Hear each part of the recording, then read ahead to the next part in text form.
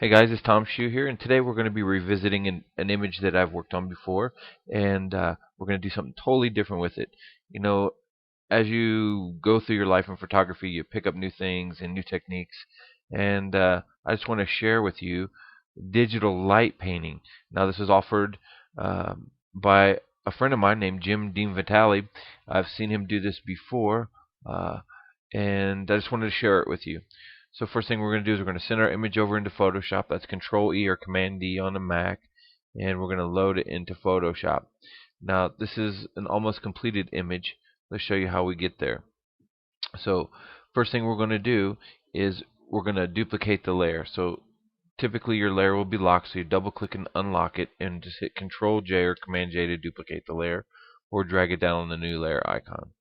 Okay, now this layer we want to apply a layer mask on it, but we want it to be hidden.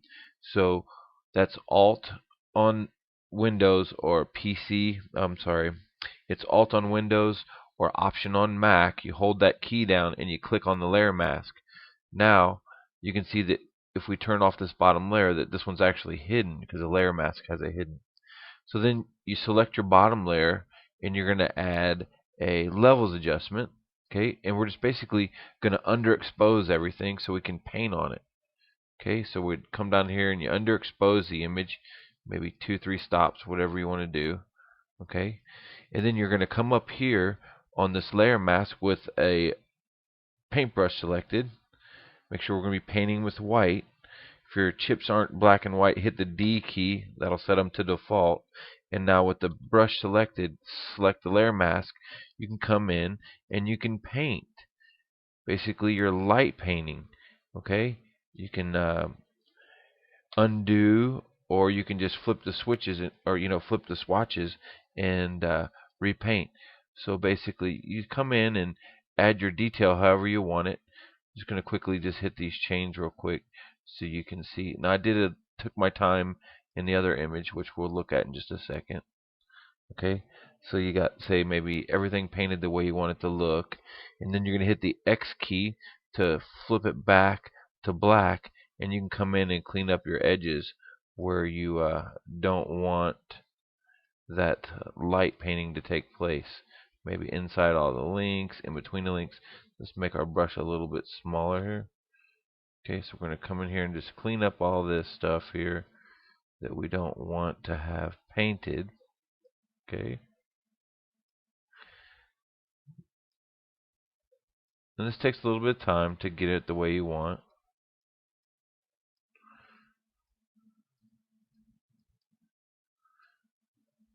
But I think you get the idea of what's going to happen here. So once you get everything the way you want it, then you're going to merge everything to a layer. So let's do that. Let's come over here, and you can see that this is my painted version. I'll show you what the mask looks like. So you can see that this is everywhere where it's not applied, and there's where everything's painted to show through. Okay. So once we have that, it's the same exact thing as the file before.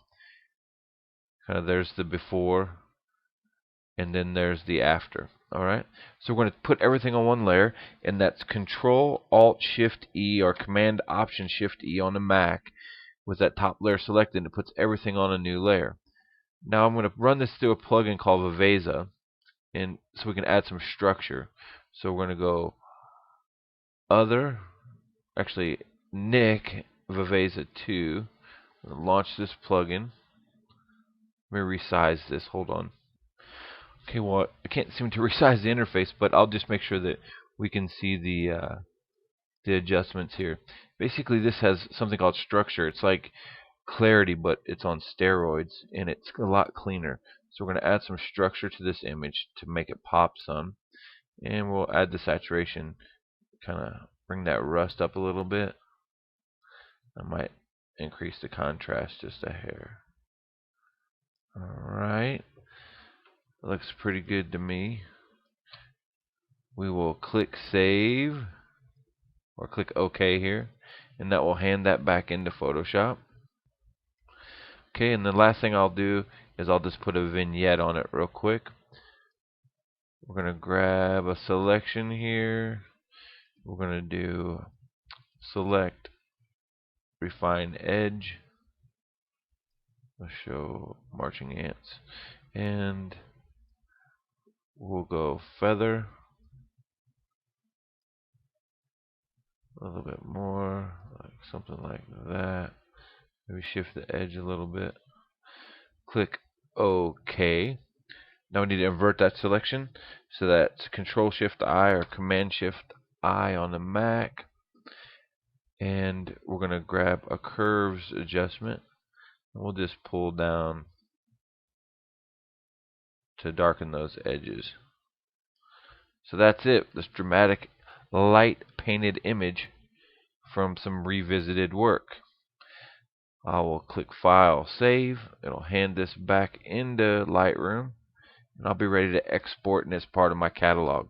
So that's it. I want to thank you all for taking time to visit today. Until next time, we'll see you soon.